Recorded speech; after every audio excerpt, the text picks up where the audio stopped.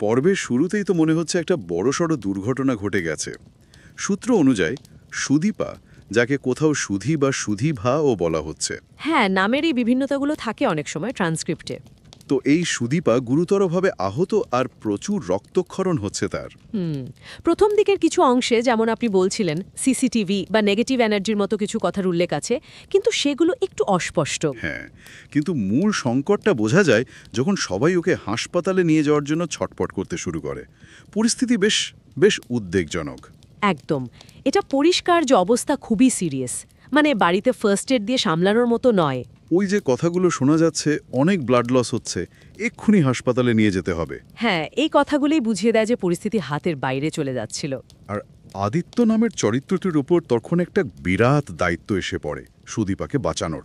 এই আকস্মিকতা আর টেনশনটা দর্শকদের শুরুতেই গল্পের মধ্যে একদম যাকে বলে টেনে নেয়। কিন্তু এই জীবন বাঁচানোর তাগিদের মধ্যেই, মানে এই ছোটাছুটির মধ্যেই অন্য একটা নাটকীয় মোড় নিতে শুরু করে। কি রকম?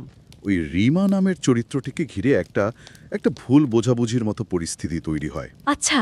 তাকে দেখে উপস্থিত কেউ কেউ বেশ বিরক্ত, মানে যেন তার আশাটা ঠিক হয়নি। ও, এই সময়েও? আর এরই মধ্যে গায়ত্রী চৌধুরী নামে একজনের একটা মন্তব্য শোনা যায়। বাগবাজারের গায়ত্রী চৌধুরী কারোর কাছে ঋণ রাখে না। বেশ রহস্যময়, তাই না? কথাটা বেশ ইন্টারেস্টিং। এই ধরনের মন্তব্যগুলো কিন্তু সিরিয়ালের গল্পে এমনি এমনি আসে না, এর পেছনে নিশ্চয়ই কোনো কারণ আছে। সেটাই ভাবছিলাম, এটা কি ভবিষ্যতের কোনো ঝড়ের ইঙ্গিত, নাকি পুরনো কোনো দেনা পাওনার কথা মনে করিয়ে দেওয়া? হতে পারে গায়ত্রী চৌধুরীর চরিত্রের দৃঢ়তা বোঝানোর জন্য এটা বলা, অথবা হয়তো এটা রিমা বা অন্য কারো জীবনে তার ভবিষ্যৎ প্রভাবের একটা হিন্ট। ঠিক।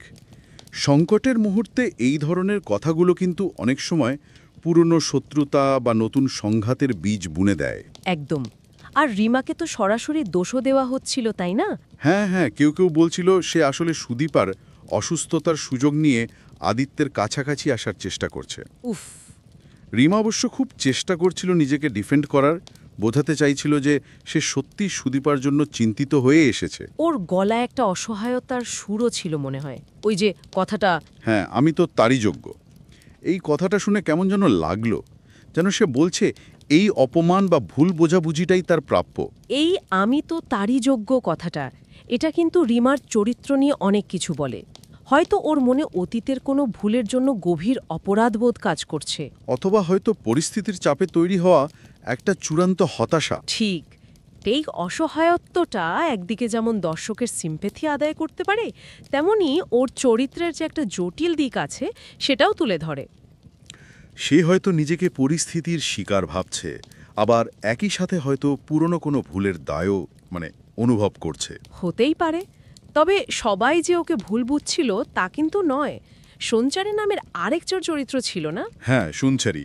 সে কিন্তু এগিয়ে এসে রিমাকে সাপোর্ট করে, আদিত্যকে বোঝানোর চেষ্টা করে। কি বলে সে? সে সরাসরি বলে, আমি জানি বর্মা, তুমি সুদীপার চিন্তায় এখানে এসেছিলে, আদিত্যের কাছে আসনি। এটা বেশ গুরুত্বপূর্ণ একটা মোমেন্ট। এই বৈপরীত্যগুলোই গল্পটাকে ইন্টারেস্টিং করে তোলে।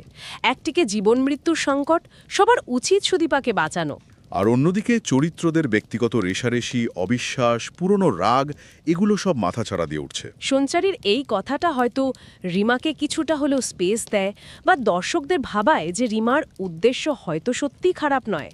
এই টানাপোড়েনটাই তো নাটকীয়তা বাড়ায়। একদম। আচ্ছা, এরপর তো ওরা হাসপাতালে পৌঁছায়, তাই তো? হ্যাঁ, এরপর ঘটনার কেন্দ্রবিন্দু সরে যায় হাসপাতালের দিকে, আর সেখানে গিয়ে জানা যায় আসল বিপদটা, আরও গভীর সংকট। কি সেটা? সুদীপার অবস্থা খুব খারাপ, প্রচুর রক্তক্ষরণ হয়েছে, কিন্তু হাসপাতালের ব্লাড ব্যাংকে ওই গ্রুপের রক্ত নেই। ও নো, সিরিয়াসলি? হ্যাঁ, ডাক্তারবাবু পরিষ্কার জানিয়ে দেন, ওনাকে যদি এক্ষুনি ব্লাড না দেওয়া হয় তাহলে কিন্তু বিপদ বাড়ছে, অবস্থা খুবই ক্রিটিক্যাল। একটা চরম অসহায় পরিস্থিতি, সময়ও খুব কম, ব্লাড ব্যাংকে রক্ত না থাকাটা, এটা তো একটা ক্লাসিক ড্রামাটিক টুইস্ট। ঠিক, দর্শকদের টেনশন একদম চরমে পৌঁছে যায়। কে বাঁচাবে সুদীপাকে, কিভাবে বাঁচাবে? এই মুহূর্তগুলোই তো দর্শকদের আটকে রাখে। আর ঠিক এই সময়ে যখন সবাই প্রায় আশা ছেড়ে দিচ্ছে, তখনই অভ্র এগিয়ে আসে। অভ্র? সে কি করে? সে খুব শান্তভাবে কিন্তু দৃঢ়ভাবে বলে, আমি ব্লাড দেব। বাহ, এটাই তো দরকার ছিল। এখানেই গল্প একটা বড় মোড় নেয়। জানা যায় অভ্র আর সুদীপার ব্লাড গ্রুপ এক, ও নেগেটিভ। আচ্ছা, ব্লাড গ্রুপ মিলে যাওয়াটা তো একটা বড় ব্যাপার। কিন্তু অভ্রর রক্ত দেওয়ার কারণটা আরও গভীর। সে মনে করিয়ে দেয় অতীতে সুদীপা তাকে রক্ত দিয়ে বাঁচিয়েছিল। ওহ, তাই নাকি? হ্যাঁ, অভ্রর কথায় সুদীপা ছিল সেই বোন যে তাকে ব্লাড দিয়ে বাঁচিয়েছিল। আর এখন এই দাদার সুযোগ এসেছে সেই ঋণ শোধ করার। সংলাপটা খুব খুব পাওয়ারফুল। খুবই পাওয়ারফুল। এই ঋণ শোধ করার ব্যাপারটা, এটা শুধু একটা হটকারী সিদ্ধান্ত নয়, এটা অভ্রত চরিত্রের গভীরতা, ওর নৈতিক অবস্থান সবটা তুলে ধরে। মানে এর মধ্যে কৃতজ্ঞতাবোধ, পারিবারিক বন্ধন, পুরনো দায়বদ্ধতা সব মিশে আছে। একদম, এটা শুধু সুদীপার জীবন বাঁচানো নয়, এটা যেন অতীতের একটা হিসাব মেলানো, একটা বৃত্ত সম্পূর্ণ করা। এই পদক্ষেপটা অভ্রত চরিত্রকে দর্শকের চোখে অন্য জায়গায় নিয়ে যায়, তাই না? সে আর শুধু একজন সাইড ক্যারেক্টার নয়, সে ঘটনার নিয়ন্ত্রক হয়ে উঠছে। ঠিক। আচ্ছা, এই ঋণ শোধের ব্যাপারটা নিয়ে যদি আরেকটু ভাবি, এটা কি শুধু আক্ষরিক অর্থে রক্তের ঋণ, নাকি এর মধ্যে সম্পর্কের কোনো পুরনো টানাপোড়েনের ছায়া থাকতে পারে? ভালো পয়েন্ট। অভ্রর এই এগিয়ে আসাটা কি শুধু কৃতজ্ঞতা, নাকি এর পেছনে অন্য কোনো ইমোশনও কাজ করছে? খুব সম্ভব। সিরিয়ালের গল্পে এই ঋণ শোধের মোটিভগুলো প্রায়শই মাল্টিলেয়ার্ড হয়। প্রথমত, এটা অবশ্যই কৃতজ্ঞতার প্রকাশ। কিন্তু এটা অভ্র চরিত্রের একটা দিকও তুলে ধরে। সে দায়িত্ব নিতে ভয় পায় না, বিশেষ করে যখন তার কাছের কেউ বিপদে পড়ে। এটাও ঠিক। আবার এমনও হতে পারে, হয়তো অতীতে সুদীপা আর অভ্র সম্পর্কে কোনো দূরত্ব বা ভুল বোঝাবুঝি ছিল। এই ঘটনাটা সেই গ্যাপ কমানোর একটা সুযোগ করে দিল। মানে এই ঋণ শোধের মাধ্যমে সে হয়তো নিজের কাছেও কিছুটা শান্তি খুঁজছে। হতেই পারে, বেশ গভীর একটা দিক। কিন্তু অভ্রর ভূমিকা তো এখানেই শেষ নয়, তাই না? না, একদমই না। রক্ত দেওয়ার পর সে আরও একটা গুরুত্বপূর্ণ কাজ করে, যেটা রিমার জীবনকে সরাসরি প্রভাবিত করে। কি সেটা? সে তার ভাই মানে আদিত্যকে স্পেশালি রিকোয়েস্ট করে যেন রিমার সাথে খারাপ ব্যবহার না করা হয়। ও, সে বলে, তোর বৌদি এখানেই থাকলো, প্লিজ ওর সাথে খারাপ ব্যবহার করিস না। এখানে লক্ষ্য করার মতো বিষয় হলো বৌদি সম্বোধনটা। Excellent point. এটা তো অসাধারণ একটা মুহূর্ত। বৌদি সম্বোধন, এটা তো মুখের কথা নয় শুধু। ঠিক। ওই পরিস্থিতিতে দাঁড়িয়ে রিমাকে এটা একটা বিরাট সামাজিক স্বীকৃতি দেওয়া, বিশেষ করে যখন একটু আগেই ওকে সন্দেহ করা হচ্ছিল, অপমান করা হচ্ছিল। অভ্র শুধু রক্ত দিয়ে সুদীপার জীবন বাঁচালো না, সে তার কথা দিয়ে রিমাকেও যেন একটা প্রোটেকশন দিল, একটা শিল্ড। অভ্রর এই রক্ষাকর্তা রূপটাও কিন্তু বেশ ফুটে উঠেছে। হ্যাঁ, আর এই কথার প্রভাব রিমার ওপর নিশ্চয়ই মারাত্মকভাবে পড়েছে। অমন পড়েছে। সে মনে মনে ভাবছে, আমাকে স্ত্রীর মর্যাদা দিয়ে নিজের ভাইয়ের কাছে এত এত বড় কথাটা বলে গেল। এই স্বীকৃতিটা ওর কাছে হয়তো অপ্রত্যাশিত ছিল। সে হয়তো নিজেকে এর যোগ্য মনে করছিল না। ওর মনে হয়তো প্রশ্ন আসছিল, সে অভ্রর সাথে যা করেছে বা যা হয়েছে, তারপরও কি সে এই সম্মানের যোগ্য? হ্যাঁ, এই আত্মজিজ্ঞাসাটা ওর ভেতরের যে কনফ্লিক্ট, সেটাকে আরও স্পষ্ট করে তোলে। অভ্রর এই স্টেপটাকে কিন্তু অনেক দিক থেকে দেখা যায়। এটা কি শুধু রিমাকে ওই মুহূর্তের অপমান থেকে বাঁচানো, নাকি এটা ওদের সম্পর্কের একটা নতুন শুরু? সেটাই ভাবার বিষয়। হতে পারে অভ্রই চরম সংকটের মুহূর্তে দাঁড়িয়ে সম্পর্কের আসল গুরুত্বটা বুঝতে পারছে। এতদিন ধরে রিমা যে নিপ্রাণী দানি বা অসম্মান পাচ্ছিল। অভ্রর এই এক কথা হয়তো সেই অবস্থার পরিবর্তনের একটা ইঙ্গিত। হ্যাঁ, এটা পরিবারের ভেতরের পাওয়ার ইকুয়েশনও বদলে দিতে পারে। অভ্র যেন একই সাথে দুটো যুদ্ধ জিতল, একটা জীবনের আর একটা সম্মানের।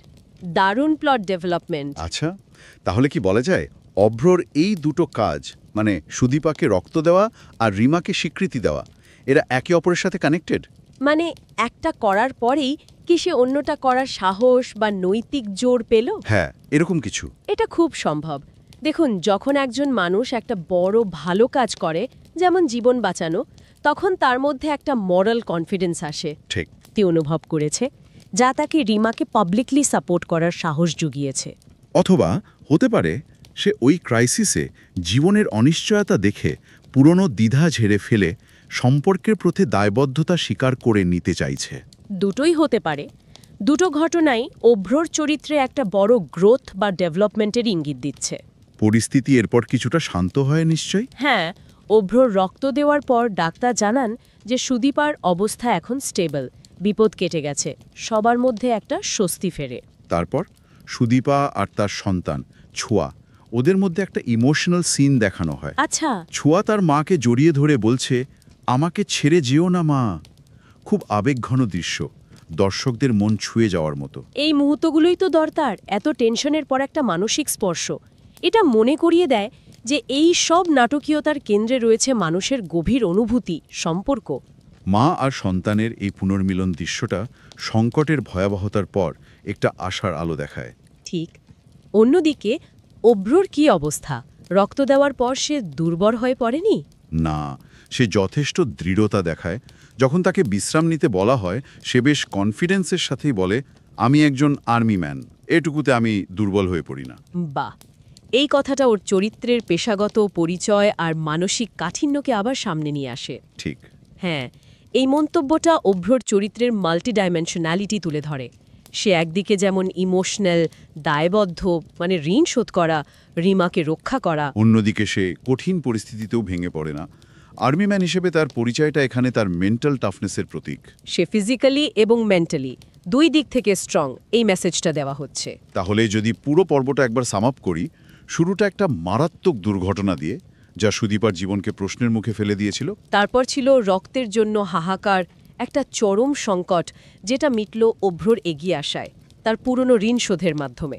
আর সবশেষে অভ্রর সেই ডুয়েল রোল, একদিকে সে জীবনদাতা সুদীপার জন্য, অন্যদিকে সে রিমাকে সামাজিক স্বীকৃতি দিয়ে তার রক্ষাকর্তা।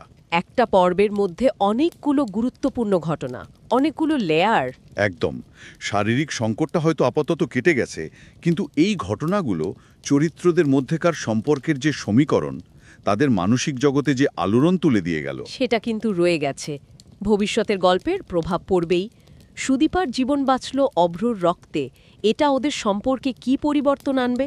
অভ্র কি এবার পরিবারের চোখে আরও বেশি সম্মান পাবে, নাকি নতুন কোনো জটিলতা তৈরি হবে? আর রিমা, অভ্রর এই স্বীকৃতির পর ওর অবস্থান কি সত্যিই বদলাবে? অন্যরা কি ওকে মেনে নেবে, নাকি এটা নতুন কোনো সংঘাতের সূচনা? অনেক প্রশ্ন। ঠিক এখানেই ভাবনার জায়গাটা তৈরি হয়। দেখুন, অভ্র রক্ত দিয়ে সুদীপার প্রতি তার পুরনো ঋণ শোধ করল, একটা চ্যাপ্টার যেন ক্লোজ করল। ঘটনা একই সাথে ঘটছে, এটা খুব সিগনিফিক্যান্ট। হ্যাঁ, তাই দর্শকদের জন্য এখানে একটা প্রশ্ন রেখে যাওয়া যেতে পারে। বলুন।